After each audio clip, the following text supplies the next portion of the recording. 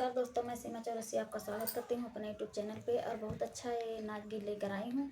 अच्छा लगे तो लाइक सब्सक्राइब जरूर करें, शेयर सब करें, सपोर्ट करें। और ये गीत सास दे जेठानी और नंद के ऊपर ये गीत है, आप लोग ज़रूर सुनेगा और बहुत आनंद आएगा इस गीत के माध्यम से आप लोग को। और फुल वॉच करके ज़रूर देखें। और हमारा वीडियो सुबह 9 बजे जाता है। आप लोग ऐसे ही प्यार दुलार बनाए रखें, ज़्यादा से ज़्यादा सपोर्ट करके ज़रूर देखें। धन्यवाद।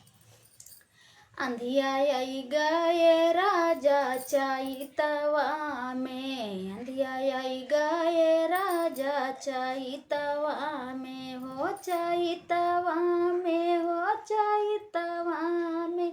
अंधिया आई गए राजा चैतवा में, अंधिया आई गए राजा चैतवा में। वही रे अंधिया में सास उड़ी गईली, वही अंधिया में सास उड़ी गईली, सास उड़ी गईली, हो सास उड़ी गईली। हमर छूटल जियरवा झगड़वा से, हमर छूटल जियरवा झगड़वा से। अंधिया आई गए राजा चैतवा में, अंधिया आई गए राजा चैतवा में, हो चैतवा में, हो चैतवा में।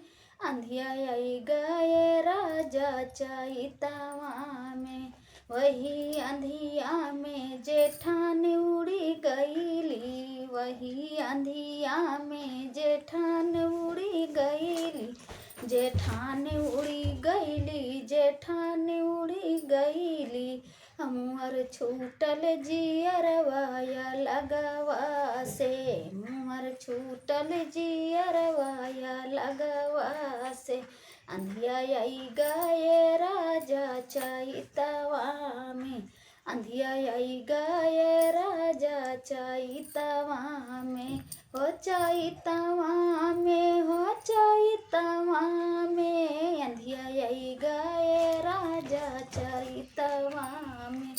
वही अंधिया में ननद उड़ी गईली, वही अंधिया में ननद उड़ी गईली, ननद उड़ी गईली, ननद उड़ी गईली। हमर छूटल जियरवा दहेजवा से, हमर छूटल जियरवा दहेजवा से। अंधिया आई गए राजा चैतवा में, अंधिया आई गए राजा चैतवा में। तो दोस्तों, ये हमारा गीत कैसा लगा आप लोग को? और गीत अच्छा लगे तो प्यारा सा कमेंट जरूर कीजिएगा आप लोग। धन्यवाद।